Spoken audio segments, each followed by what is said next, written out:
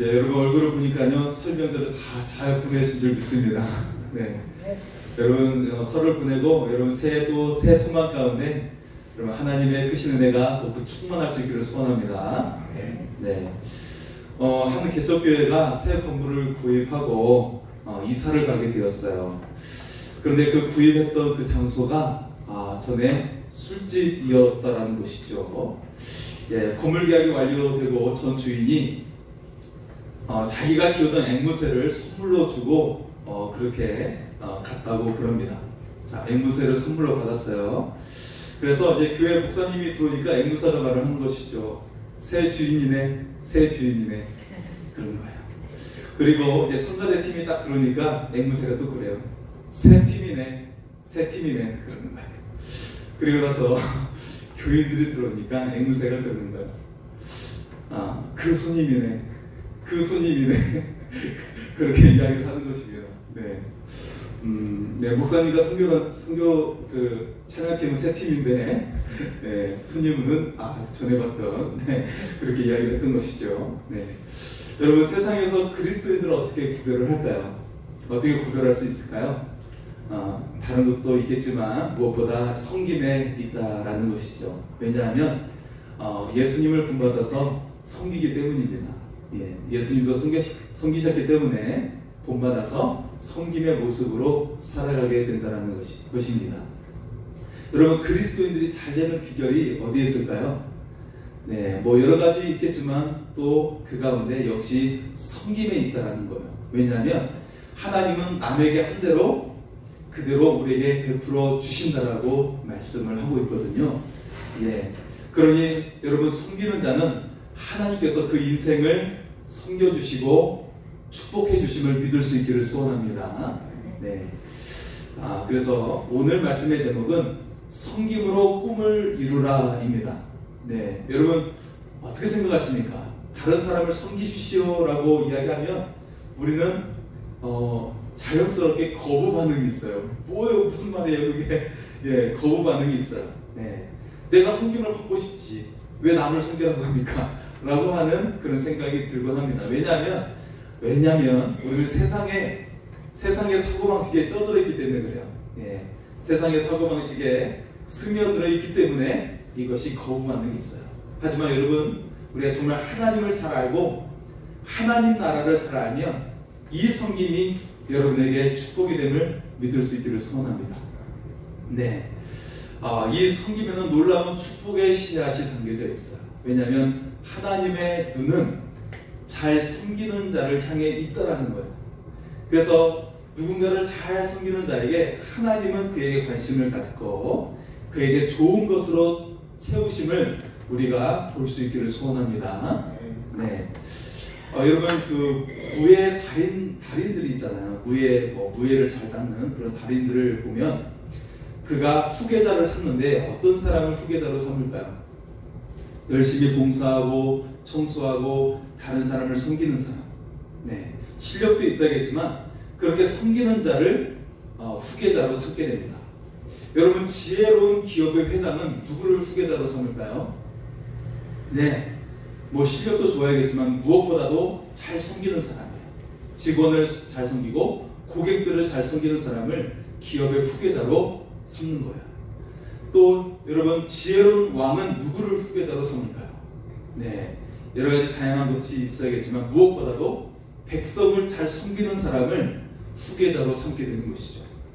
여러분 우리가 대통령 선거를 위해서도 기도할 수 있기를 바랍니다. 네, 그래서 정말 진정으로 하나님을 두려워하고 백성을 섬기는 사람이 될 수 있도록 우리가 정말 영적인 싸움이 지금 있는 것 같습니다. 이번 대통령 선거는 영적인 싸움이 있어요. 그렇기 때문에 우리가 잘 기도하고 하나님께서 잘 세우실 수 있도록 우리가 깨어 기도할 수 있기를 소원합니다. 악한 영에 휩싸이지 않도록 정말 다음 지도자를 위해서 잘 기도할 수 있기를 소원합니다. 자, 아브라함이 하나님의 사자가 오니까 잘 섬겼어요. 정성껏 요리를 해서 하고 발을 씻겨드리고 잘 섬겼어요. 그랬더니 하나님께서는 아브라함이 열방의 아버지가 되는 축복을 확정해 주시고 또 땅의 축복을 주시고 후손의 축복을 약속하시는 은혜를 받게 되었습니다. 얼마나 놀랍습니까, 여러분? 하나님의 사자를 잘 손님을 대접을 하니까 그런 은혜를 받게 되었어요. 여러분, 사렙다 가문은요, 3년간의 그 가뭄의 그 시대에 엘리야 선지자를 잘 섬겼더니 그 가뭄에도 먹을 것이 끊이지 않는 그런 은혜를 누리게 된 줄 믿습니다. 여러분, 요셉은요, 보디발의 그 가정에서 노예였지만 잘 섬겼어요. 자신의 집을 섬기듯이 열심히 섬겼습니다. 그리고 그가 억울하게 감옥에 갇혔을 때도 간수를 정성껏 섬겨서 어떤 재무적인 것, 그 감옥에 있는 모든 그런 일들을 아주 열심히 섬김으로 말미암아 어떤 일이 일어났죠? 여러분, 애굽의 왕의 그 왕을 섬기는 그 총리가 된 줄 믿습니다. 하나님은 눈여겨봤어요. 요셉을 눈여겨봤습니다. 그가 어떻게 섬기고 있는지를 눈여겨보고 하나님께서는 그를 높여 주신 줄 믿습니다. 여러분도 섬김으로 이런 하나님의 그 축복의 은혜가 임할 수 있기를 소원합니다. 하나님께서 여러분을 높여주시고 또 여러분의 꿈을 이루어주는 삶이 될 줄 믿습니다.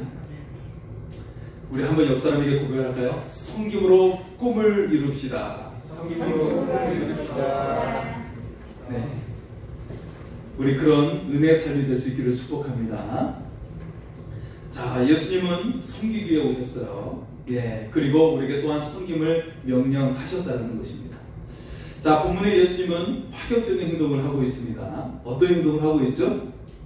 제자들의 발을 씻기고 있어요. 이건 굉장히 놀라운 일이죠. 왜냐하면 이 발을 씻기는 것은 누가 하는 것이에요? 노예들이 주인에게 하는 행동이에요. 그래서 도저히 스승인 예수님이 제자들의 발을 씻기는 것은 용납할 수 없는 거예요. 차라리 내가 씻기는 게 편하지 스승이 나의 발을 씻기는 것은 정말 받아들일 수 없는 마음이 어려운 일이었어요. 이것을 예수님께서 하고 계시는 것이죠.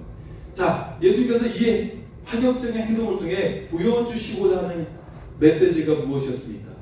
그것은 천국에 대한 메시지였어요. 너희가 천국에 합당하려면 이와 같이 해야 된다는 것을 말씀하고 있는 거예요. 여러분, 우리가 서로의 발을 씻겨줌으로 천국에 합당한 사람이 될 수 있기를 소원합니다. 네, 그럼 옆 사람이 한번 고백을 할까요? 당신의 발을 씻겨드리겠습니다. 고백을 하겠습니다. 네, 우리 장로님께서도 우리 서미성 선생님께 약속을 하셨습니다. 한번 물어볼게요. 우리 박수 한번 보내드리겠습니다. 네, 감사합니다. 굉장히 놀라운 일을 행하셨습니다. 예, 존경합니다. 예, 자, 그래서 우리가 하나님의 백성인가? 예, 그렇다면 우리가 오늘 예수님 말씀에 귀를 기울일 수 있기를 소원합니다. 자, 하나님의 백성으로서 어떻게 행하셨는가? 우리 14절과 15절의 말씀을 한번 보겠습니다. 14절과 15절입니다. 내가 주와 또는 선생이 되어 너의 발을 씻었으니 너희도 서로 발을 씻어주는 것이 옳으니라. 내가 너에게 행한 것 같이 너희도 행하게 하려 하여 오늘 보였노라. 아멘. 여러분, 예수님께서 섬기기 위해 오셨어요. 그리고 모든 믿는 자에게 이 섬김을 명령하고 계십니다. 네. 그래서 이 발을 씻기는 것은 어떤 리더십이죠? 종의 리더십이죠. 종의 리더십. 내가 종이 되어 섬기는 것이에요. 따라서 우리도 서로에게 내가 종이 되는 마음으로 섬길 수 있는 은혜가 임하기를 소원합니다. 네, 여러분, 그럴 때 하늘의 문이 열리는 은혜가 임하게 될 줄 믿습니다. 여러분의 인생은 살아가는 목적이 무엇인가요? 네, 여러분, 2022년이 되었는데 벌써 이제 한 달이 지나고 벌써 6일째가 되었습니다. 한 40일이 되어가고 있어요. 여러분, 2020년을 살아가는 목적이 어떤 목적을 두고 있습니까? 어떤 목적을 두고 계시죠? 네, 저를 한번 바라보시고 한번 대답을 해보십시오. 여러분, 2020년은 어떤 목적을 두고 살아가고 있습니까? 네, 자, 그렇다면요, 예수님은 어떤 목적으로 인생을 사셨을까요? 예수님은 어떤 목적으로 이 세상에 오셔서 그 삶을 살아가셨을까요? 예, 예수님의 삶의 목적이 마태복음 20장 25절에서 28절에 나옵니다. 예수님의 인생의 목적이 여기에 나오고 있어요. 우리가 생각하는 내 삶의 계획과 예수님의 계획은 너무나도 다르다는 것을 볼 수가 있습니다. 예, 좀 부탁을 드립니다. 예, 자세를 좀 바르게 하시고. 네. 자, 25절부터 28절의 말씀을 한번 보겠습니다. 한번 눈여겨보겠습니다. 예수님의 삶의 목적이 무엇인가? 자, 예수께서 제자들을 불러다가 이르시되 이방인의 집권자들이 그들을 임으로 주관하고 그 고관들이 그들에게 권세를 부리는 줄을 너희가 알거니와 너희 중에는 그렇지 않아야 하나니 너희 중에 누구든지 크고자 하는 자는 너희를 섬기는 자가 되고 너희 중에 누구든지 으뜸이 되고자 하는 자는 너희의 종이 되어야 하리라. 인자가 온 것은 섬김을 받으려 함이 아니라 도리어 섬기려 하고 자기 목숨을 많은 사람의 대속물로 주려 함이니라. 아멘. 할렐루야. 여러분, 사람들의 목적은 이 말씀에서처럼 내가 높아지는 것, 다른 사람을 짓누르고 내가 높아지는 것이죠. 제가 지난 주간에 초안지에 대해서 이렇게 보게 되었습니다. 읽게 되었어요. 듣게 되었는데, 이 초안지를 제가 전에 자세하게 이렇게 본 적이 없는데, 이 초안지의 그 내용 속에서 얼마나 인간이 잔인함을 보게 되었어요. 이 권력을 잡고 자신의 꿈을 이루기 위해서 얼마나 많은 사람들을 희생시키고 그렇게 자신의 욕망을, 야욕을 추구해 나가는지를 보게 되었습니다. 그래서 오히려 삼국지는 굉장히 너무나 무난하다, 그런 생각이 들었어요. 삼국지는 정말 굉장히 무난한 책이구나, 그런 생각이 들 정도로 이 초안지의 그 내용의 인간의 그 잔혹성에 대해서, 자신의 그 땅을 차지하고 그렇게 하기 위해서 수많은 사람들을 죽이는 그런 모습들, 그 잔인함에 대해서 보게 되었습니다. 실제로 많은 사람들이 이 권력을 차지하고 또 많은 물질을 차지하기 위해서 얼마나 잔인한지를 우리는 주변에서 많이 보게 되죠. 네, 많이 보게 돼요. 네, 그것이 우리의 삶에 가까이 있다는 것을 우리는 알 수가 있죠. 하지만 예수님은 무엇을 위해 오셨어요? 섬기기 위해 오셨다는 거예요. 이 세상의 방식과 너무나도 정반대의 모습을 우리에게 말씀을 하고 있어요. 심지어는 자신의 생명을 주시기 위해 오셨다라고 말씀을 하고 있습니다. 여러분, 이 세상에 정말 예수님의 복음이 전파가 되면 서로 형제를 죽이는 전쟁이 일어나지 않습니다. 예. 그래서 복음이 정말 중요한 거예요. 복음이 정말 우리 속에 뿌리가 박히게 되면, 뿌리를 내리게 되면 여러분, 서로를 죽이는 전쟁이 일어나지 않게 되는 것이죠. 섬기는 나라가 되고 섬기는 지도자가 나오게 될 줄 믿습니다.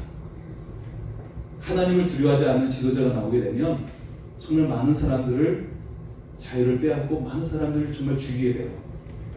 정말 쥐도새도 모르게 그런 일들을 행하는 것을 볼 수가 있어요. 여러분, 진정한 구원이 이처럼 이 예수님의 그 섬김을 통해 나오게 될 줄 믿습니다. 자, 예수님께서 이 땅에 오신 진정한 목적은 우리를 구원하시기 위해 오셨어요. 우리를 구원하시기 위해 오셨는데, 근데 그 구원 이전에 행하신 일이 있어요. 무엇이죠? 그것은 바로 우리를 섬기기 위해 오셨다는 거예요. 여러분, 다시 한번 이 말씀의 의미를 되새겨보면 어떤 말씀을 하고 있습니까? 자, 내 가족을 구원하고 내 친구를 구원하기 위해서, 내 자녀를 구원하기 위해서 먼저 그들을 섬기는 삶을 살아야 된다는 것입니다. 그러면 그의 영혼도 구원하게 될 줄 믿습니다. 예수님은 우리의 영혼을 구원하기 이전에 먼저 섬기시기 위해 오셨다는 거예요. 우리의 영혼을 구원하시기 위해서 먼저 그 이전에 자신의 생명을 주셨다는 거예요. 자신의 모든 피를 흘리셨다는 거예요. 그럴 때 비로소 우리의 구원이 일어나게 되었다는 것입니다. 그래서 우리가 간혹 잘못된 믿음 가운데 어때요? 내가 열심히 집회에 참석하고 부흥에 참석하면 우리의 가족이 다 구원받을 것 같아요. 그것은 내 믿음을 쌓는 것이고, 내 가족이 혹은 내 사랑하는 사람들이 구원받기 위해서 어떻게 돼요? 잘 섬겨야 되는 거예요. 마치 하나님을 섬기듯이 아내를 섬기고 남편을 섬기고 할 때 구원의 역사가 일어난다는 것입니다. 왜냐하면 그가 감동을 해서 변화가 일어나는 거예요. 그 영혼이 구원의 열매를 맺게 될 줄 믿습니다. 여러분, 자, 이처럼 예수님처럼 우리가 진정한 이 성김을 통해 생명의 구원의 역사가 일어나게 될 줄 믿습니다. 네. 한때 성공의 감독을 되기를 원했던 한 청년이 있었는데요. 그리고 감독이 나중에 되었는데, 자, 한 청년이 사무엘 브랭글이라는 이 청년이 있었어요. 이 브랭글은 이 구세군에 지원하기 위해서 대서양을 건너서 영국에 그 먼 여행을 하고 영국에 도착을 하게 됩니다. 자, 그런데 이 영국에 도착해서 그가 이제 거기서 이제 훈련을 받는데 부수 장군이라는 사람이 그의 지원을 허락하면서 명령을 하는 거예요. 바로 훈련생의 구두를 닦으라는 거예요. 자, 이 나지만 브레글은 속으로 생각을 했어요. 내가 군 하나 닦기 위해서 내 꿈을 쫓아 대서양으로 건너왔는가, 그렇게 한탄을 했어요. 그런데 어느 날 환상 중에 예수님께서 무식한 어부였던 제자들의 발을 거기에서 허리를 굽히면서 닦아주는 모습이 보여지는 거예요. 그 모습이 보여지는 것입니다. 그때 그는 조용히 이렇게 말했어요. 주님은 그들의 발을 씻기셨습니다. 저는 그들의 구두를 닦겠습니다. 라고 한 것입니다. 여러분, 누구의 발을 씻겨드리겠습니까? 예, 먼저 우리가 가족의 발을 씻겨주고, 또 배우자의 발을 씻겨주고, 자녀들의 발을 씻겨줄 수 있어야 됩니다. 그리고 성도의 발을 씻겨줄 수 있는 것이고, 그리고 나서 우리가 세상을 섬길 수가 있는 것입니다. 우리가 이처럼 소의 발을 씻겨주고, 또 우리가 예배 자리에 나올 때도 남의 발을 잘 가지런히 놔주고, 우리가 그런 섬김의 삶을 통해 여러분 천국의 열매를 맺는 은혜가 임할 수 있기를 소원합니다. 네. 자, 그리고요, 이 섬김에는 두 가지 극단이 있어요. 하나는 무엇이냐면 독선적인 섬김과 그리고 참다운 섬김이 있다는 것입니다. 네, 여러분, 섬김은 영어로 서비스라고 하죠. 예, 너무나도 쉬운 영어죠. 예배도 의미 가운데 서비스라는 의미가 들어가 있습니다. 원어적인 의미 속에 들어가 있어요. 그래서 여러분, 하나님께서 예수님을 통해 우리에게 베푸신 구원이 어떤 의미가 들어가 있어요? 우리를 향하신 서비스예요. 예수님이 돌아가심은 우리를 향하신 서비스라는 사실이에요. 자, 그런데 창세기에서 하나님께서는 아벨의 제사를 받으시고 가인의 제사를 받지 않으셨죠. 이것을 히브리서에서는 아벨이 믿음의 제사를 드렸다라고 표현을 하고 있습니다. 그렇게 우리에게 설명을 해주고 있어요. 그런데 이 속에 좀 더 쉽게 말씀을 드리면, 아벨은 하나님을 중심으로 하나님께서 기뻐하시는 서비스를 드린 거예요. 하나님께서 기뻐하시는 제사를 드린 겁니다. 그런데 가인은 하나님 입장에서 쓴 것이 아니라 내 입장에서 하나님께 서비스를 드린 거예요. 내가 생각할 때 이렇게 서비스하면 되겠지라고 하면서 드린 거예요. 이게 바로 믿음의 제사인가 믿음이 없는 제사인가를 구별하는 기준이 되었어요. 하나님께서 기뻐하시는 제사인가 아니면 내 중심의 제사인가. 이것이 바로 믿음의 제사와 믿음이 없는 제사의 기준이 되었다는 것입니다. 그래서 하나님께서는 아벨의 제사를 받으신 것입니다. 여러분, 독선적인 승리와 예배를 하나님께서 받지 않으신다는 거예요. 하나님의 입장에 서는 성김과 예배를 하나님께서 받으신다는 것입니다. 여러분, 세상의 봉사 중에는 독선적으로 섬기는 경우가 많이 있어요. 그래서 한 목사님께서 그 지역 자치구에 들어가셔가지고 이렇게 보니까 섬기려고 했는데 너무나도 그 속에는 세상적인 욕심이 가득한 것을 보고 실망해서 나오셨다라고 하시더라고요. 예. 세상의 봉사 중에는요, 남을 섬기는 것 같고 그렇게 아름다운 모습을 취하는 것 같지만 실제로 그 속을 들여다보면 자신의 이익을 추구하기 위해서 봉사하는 경우가 너무 많이 있어요. 그래서 한 기업의 상들을 베푸는 걸 보면 그 선정하는 기준이 있죠. 그래서 그 기업에서 그걸 지원해줘가지고 그걸 잘 이렇게 섬길 수 있도록 지원하는 그런 것들이 프로그램이 있죠. 네, 대기업마다 그런 프로그램이 있습니다. 근데 그 기준을 선정하는 것을 보면 자신의 기업을 잘 홍보할 수 있고, 그리고 만인들에게 큰 규모의 사업을 얼마나 잘하고 있는지 보여지는 것들을 굉장히 큰 기준으로 삼고 있습니다. 다시 말해서 진정한 봉사가 아니라 그 기업을 드러내기 위한 그런 모습이 그 속에는 다 그 기준을 삼고 있다는 것을 볼 수가 있어요. 예. 여러분, 그런데 그 세상의 모습을 교회도 따라가는 것을 볼 수가 있어요. 매우 독선적으로 섬기는 경우가 교회들 가운데도 있다는 것을 볼 수가 있어요. 보이기 위해서 섬기는 것. 오히려 이것이 죄가 된다는 것이죠. 자, 그 모습이 초대교회에 등장을 하고 있습니다. 참된 섬김으로 대표하는 사람이 바나바라는 사람이었어요.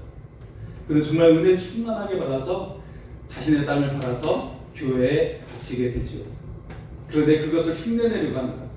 바나바가 굉장히 칭찬받고 많은 사람에게 부름을 사고 있네? 나도 한번 그렇게 해볼까? 라고 생각했던 사람이 등장하죠. 아나니아와 삽비라 부부였어요.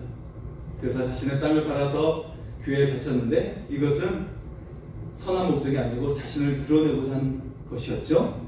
그런데 그마저도 얼마를 감추면서 그렇게 거짓으로 바치게 됩니다. 자, 그들의 보이기 위한 섬김의 결과는 엄청난 것이었어요. 죽음이었습니다. 자, 여러분, 독선적인 섬김과 참다운 섬김은 굉장히 그것이 마치 종이 한 장 차이 같지만 하나님께서 판단하시는 것은 생명과 죽음으로 판단을 하고 있다는 것을 볼 수가 있어요. 예. 자, 독선적인 섬김은 인간의 노력으로 나타나는 것이고요. 참다운 섬김은 하나님과의 그 관계 속에 진정한 마음으로 드리는 것입니다. 독선적인 섬김은 큰 것에 관심을 갖지만 참다운 섬김은 한 사람을 하듯이 섬기는 거예요. 한 사람을 섬기듯이. 교회도 마찬가지예요. 여러분, 우리가 어떤 부흥에 대해서 이야기할 때 부흥이 어디서부터 시작이 돼요? 한 사람을 정말 정성껏 섬길 때 부흥이 일어나는 거예요. 많은 사람에게만 관심을 갖고 한 사람을 무시하면 절대로 부흥은 일어날 수가 없습니다. 한 사람을 소중히 여기고 한 영혼을 소중히 여기는 그 은혜 가운데, 그 마음 가운데 여러분 정말 부흥의 역사가 일어날 줄 믿습니다. 그래서 우리 옆 사람이 한번 고백을 할까요? 당신이 너무나도 소중합니다. 고백하겠습니다. 당신이 너무나도 소중합니다. 예, 할렐루야. 자, 그리고 독선적인 섬김은 결과에 관심을 가져요. 하지만 참다운 섬김은 그 봉사 자체를 기뻐한다는 것이죠. 그리고 독선적인 섬김은 기분에 좌우돼요. 기복이 있습니다. 하지만 참다운 섬김은 그 봉사 자체를 기뻐하는 거예요. 봉사 자체 속에서 그 기뻐함을 가지게 되는 것입니다. 그리고 독선적인 섬김은 일시적이에요. 한번 크게 통 보이고 큰 것을 한번 터뜨리고 그냥 끝나지만 참다운 섬김은 삶이에요. 그것이 하나의 삶의 양식으로 나오게 되는 것입니다. 여러분, 이런 참다운 섬김을 우리가 실천할 수 있기를 소원합니다.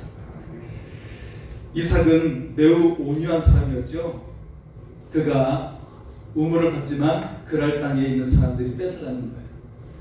하나 빼앗기고 두 개 빼앗겼어요. 그 땅은 굉장히 척박해서 그냥 우물이 아니라 진짜 10m는 뚫고 가야 되는 그 우물이에요. 예, 우리나라 같은 우물이 아닙니다.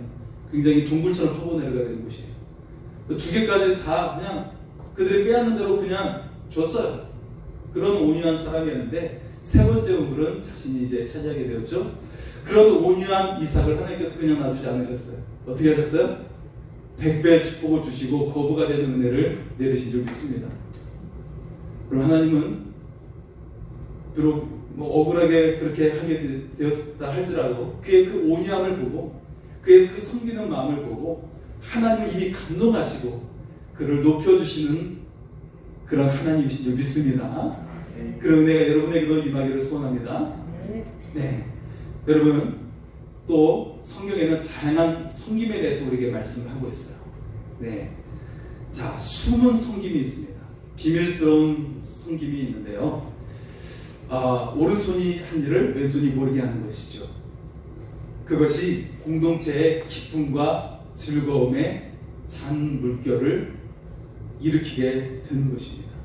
그것은 그 섬김이 우리를 행복하게 하는 거예요. 작은 섬김이, 비밀스러운 섬김.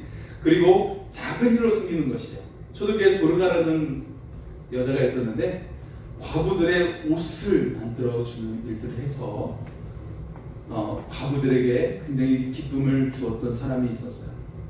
자, 제가 전에 소개시켜드렸던 하영록 씨, 미국의 오바마 대통령 당시에 건축 부분 자문위원으로 섬겼었던 그런 분이죠. 그가 중학교 때 이민을 가가지고 이민자로서는 기적적으로 건축회사에서 29살에 부회장으로 부사장이 됩니다. 그러니까 부사장이 되는데 한 번은 그가 그냥 직원이었을 때 사장이 하영록을 불러서 이야기하는 거예요. 당신은 물을 요청했는데 냅킨까지 건네주고 정말 저에게 감동을 줍니다. 또 한 가지 당신에게 질문이 있어요. 고객들이 나보다 당신을 더 찾는데 그 이유가 무엇입니까? 라고 물어봤어요. 그랬더니 이 하영록 씨가 말하는 것은 저는 사장님께 하듯이 고객들에게도 똑같이 대합니다. 즉 물을 요청하면 저는 물만 드리는 것이 아니라 냅킨을 같이 드립니다. 작은 것이지만, 작은 섬김이지만 고객은 이것이 100%가 아니라 200%의 감동으로 받게 되는 것을 저는 보게 되었습니다. 그래서 어떤 보고서나 혹시 계약서를 이렇게 쓰게 될 때에도 작은 부분까지 신경 써주면서 그 사람이 상대방이 두 번, 세 번 묻지 않도록 안심을 시켜준다는 거예요. 그랬더니 그가 너무나도 감동을 받아서 그것을 다른 사람에도 이야기해줘서 소개시켜주고 하면서 많은 사람들을, 고객들을 얻게 되는 그런 일들이 일어나게 되었다는 거예요. 여러분, 작은 것, 이것을 빼앗기면 고객도 빼앗기게 되는 것이지만 작은 거 하나씩 더 신경 써주면 더 많은 사람들을 얻게 된다는 거예요. 그래서 이 작은 섬김이 그가 동양인이었고 이민자의 그 한계 속에 언어 그 발음이 굉장히 잘 되지 않는 상황이 있었지만 그가 다른 백인들을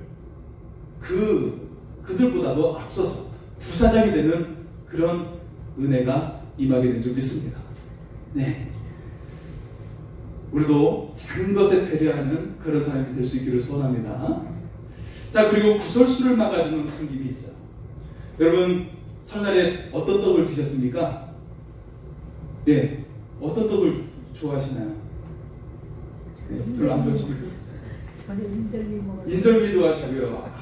먹고 싶습니다. 예, 그렇게 자, 떡을 우리 여러분 명절에 드셨을 텐데 사람들이 모일 때 좋아하는 떡이 있대요. 예, 어떤 떡일까요? 쑥떡. 사람들이 모일 때 쑥떡 그걸 좋아한대요. 네, 교회를 포함해서 교회도 사람이 모이는 곳이니까요, 마찬가지죠. 다른 사람을 이렇게 험담하는 것, 그 뒷담화하는 것을 굉장히 사람들이 재밌어합니다. 좋아합니다. 예. 그런데 사실 우리가 예수님을 더 닮을수록 이 구설수가 아니라 칭찬으로 바꾸는 그런 은혜가 우리 속에 흘러갈 수 있기를 소원합니다. 네. 자, 섬김을 받는 섬김이 있어요. 자, 예수님께서 누구의 발을 씻겨주셨죠? 제자들의 발을 씻겨주었어요. 처음에는 베드로가 거부했지만 이 섬김을 받지 않으면 네가 나와 상관이 없다라고 말씀하시는 거예요. 그래서 베드로가 제 손과 머리까지 씻겨주십시오 그러는 거예요. 베드로는 굉장히 오버장이죠. 예, 항상 이렇게 오버하는 경우가 있습니다. 예. 자, 여기서 핵심은 무엇이냐면 예수님은 이 섬김을 통해 우리가 가진 잘못된 권위를 공격하고 있는 것입니다. 우리가 생각하고 있는 잘못된 생각을 그것을 만지고 계시고 있고 잘못된 권위를 공격을 하고 있는 거예요. 하나님의 나라는 주님께서 베푸신 섬김을 기꺼이 받는 거예요. 그 섬김이 단순히 발을 씻겨주는 것에 멈추지 않고 자신의 생명도 주시고 다 모든 피를 흘려주시는 그 섬김에 있음을 우리는 보게 됩니다. 그래서 여러분, 다른 사람들로 하여금 나를 섬기도록 허용하는 것도 섬김이라는 거예요. 좀 전에 말씀드린 것처럼 베드로가 스승이신 예수님의 발을 씻겨주는 것은 너무 어려운 일이죠. 오히려 내가 씻겨드리는 게 편하지. 그런데 그것도 받는 것이 섬김이라고 예수님은 우리에게 가르치고 있다는 것입니다. 그리고 그 섬김을 받을 때 어떻게 돼요? 나를 섬겨주는 사람이 그 사람에게 하나님의 은혜가 임하게 되는 것이에요. 하나님의 축복이 임하게 되는 것입니다. 그래서 다른 집사님이 나를 섬기면 받으세요. 그것이 그 집사님께 축복이 임하는 은혜가 임하게 되는 것입니다. 여러분, 그래서 남의 섬김을 받으십시오. 여러분, 자녀들이 나를 섬기면 받으세요. 더 많이 받으세요. 그러면 자녀들에게 하늘의 축복이 임하게 될 줄 믿습니다. 우리 옆 사람이 한번 고백할까요? 당신의 축복을 내가 받겠습니다. 아니, 당신의 섬김을 받겠습니다. 이렇게 고백하겠습니다. 당신의 섬김을 받겠습니다. 예, 이게 예수님의 가르침이신 것을 여러분 믿을 수 있기를 바랍니다. 예, 예의로 하는 섬김이 있습니다. 바울은 사랑하는 제자 디도에게 관용하며 범사에 온유함을 모든 사람에게 나타내라고 이야기하고 있어요. 우리가 삶을 통해서 그렇게 예의를 나타내라고 이야기하고 있는데요. 자, 우리나라 선교사님이 참 처음에 왔을 때 많이 고생을 했죠. 초가집 흙 떨어지는 집에서 잠을 청하시다가 이제 잠을 자다가 목이 마른데 이렇게 전기도 안 들어오잖아요. 깜깜한 그 어둠 속에서 물을 찾는데 딱 이렇게 자기 같은 게 만져지니까 거기 이렇게 출렁거리는 물이 있으니까 그걸 마셨죠. 아침에 일어날 때 그것이 바로 요강이었던 것이죠.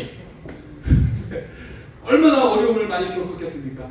네, 목말라서 물을 마셨는데 다른 건 없고, 요강이나 있고. 네. 자, 한 선교사님이 남미 칠레에서 선교 활동을 했는데 원주민들에게 믿는 사람은 다 형제요 자매라고 가르쳤어요. 우리 옆 사람 한번 고백할까요? 당신은 나의 형제요 자매입니다. 고백할까요? 당신은 나의 형제요 자매입니다. 자, 이렇게 칠레에서 가르쳤습니다. 남미에 있는 칠레라는 나라에서 가르쳤는데, 자, 이 원주민들이 그렇게 가르침을 받고 나서 예배 시간에 이제 예배를 드리는데, 자, 우리가 형제요 자매야 하면서 서로 막 쑥닥쑥닥 대화를 하는 거예요. 대화를 서로 나누는 겁니다. 대화를 나누면서 그리고 서로 포옹까지 하는 거예요. 그런데 이 선교사님은 말씀을 전하는 상황이었죠. 지금 저처럼 말씀을 전하는 상황인데 서로 얼굴을 바라보면서 막 안아주고 난리가 났어요. 메시지가 제대로 전달이 되지 않는 거예요. 그래서 상처를 받고 있었는데 알고 보니까 이 남미의 원주민들은 형제와 자매의 개념이 그냥 얼굴만 아는 정도가 아니라 서로의 삶을 이해하고 그래서 서로 안아주는 단계가 돼야 형제요 자매라는 그렇게 이해를 가지고 있었다는 것입니다. 그렇게 이해가 되니까 너무 은혜가 되는 거예요. 그래서 다음부터는 그 선교사님이 설교를 해도 서로 얼굴을 서로 쳐다보고 안아주고 있다 할지라도 그냥 은혜로 받아들이게 되었다라고 합니다. 네, 여러분 코로나 때문에 서로 안아줄 수는 없지만 여러분 우리가 마음으로 안아주고 그렇게 서로의 삶을 축복하는 격려하는 그런 사람이 되시기를 소원합니다. 네, 자, 또 대접하는 섬김이 있어요. 베드로전서 4장 9절에 보면 서로 대접하기를 원망 없이 하라고 이야기하고 있습니다. 초대교회 예배드릴 장소가 어디였죠? 건물이 아니었고 가정이었습니다. 가정집에서 그냥 예배를 드리는 상황이었어요. 그래서 예배를 드릴 때 그 가정집에서는 음식을 준비를 해야 되는데 같이 예배 참석하는 사람이 음식을 가져오기도 하면서 음식을 준비를 했죠. 자, 그리고 어떤 선교사님이나 교회 지도자가 왔을 때 방문했을 때는 여관에 모시는 것이 아니라 여관이라는 게 별로 없었으니까 자신의 집에 모시는 거예요. 자, 여기에는 중요한 구약에서도 매우 뚜렷한 천국의 방식이 있어요. 하나님 나라의 방식이 있는데요. 다윗 시대에 하나님의 법궤가 어디에 머무르게 됩니까? 오벳 에돔의 집에 머무르게 됩니다. 그런데 이 오베데돔의 집과 모든 소유에 하나님께서 복을 내리셨다라고 말씀을 하고 있어요. 자, 여러분, 하나님의 방식이고 천국의 방식입니다. 여러분의 가정에 예배와 모임을 위해서 여러분의 가정을 열어놓으시기 바랍니다. 그러면 오베데돔의 집에 그의 집과 모든 소유에 하나님께서 복을 내리신 것처럼 하나님의 크신 은혜가 임하게 될 줄 믿습니다. 네. 여러분의 가정에 예배 많이 들을 수 있도록 여러분의 가정을 열어놓는 그런 은혜가 임할 수 있기를 소원합니다. 자, 경청하는 섬김이 있어요. 경청할 때 하나님의 나라가 시작이 됩니다. 경청할 때 치유가 시작됩니다. 상대의 말을 듣고 경청할 때 부흥이 시작이 된다는 것을 여러분 우리가 알 수 있기를 소원합니다. 예, 여러분 잘 들으면 치유가 일어나고 부흥이 시작됩니다. 또 서로 짐을 지어주는 섬김이 있어요. 우는 자와 함께 울라고 이야기하고 있죠. 사랑이 가장 완벽하게 완성이 되는 것입니다. 그리고 마지막으로 생명의 말씀으로 나누면서 섬기는 거예요. 생명의 말씀을 나누며 섬기는 것입니다. 여러분, 침묵과 고독의 광야로 살아가는 사람들이 너무나도 많이 있습니다. 이때 생명의 말씀이 살게 한다는 거예요. 로마서 5장 3절과 4절의 말씀 한번 볼까요? 로마서 5장 3절과 4절입니다. 같이 읽겠습니다. 시작. 우리가 환난 중에도 즐거워하느니 이는 환난은 인내를, 인내는 연단을, 연단은 소망을 이룰 줄 알미로다. 아멘. 여러분, 이 코로나 속에서 인내함으로 살고 우리가 연단되어 나아갈 때 반드시 소망이 이루어질 줄 믿습니다. 우리는 이 말씀을 알고 있고 믿고 있지만 세상의 사람들은 이 말씀을 몰라요. 그냥 눈에 보이는 것이 전부라고 생각해서 이 막막한 삶 속에서 그들이 절망하고 앞길을 보이지 않으니까 한강가에 올라가는 많은 가장들이 있고 청년들이 있습니다.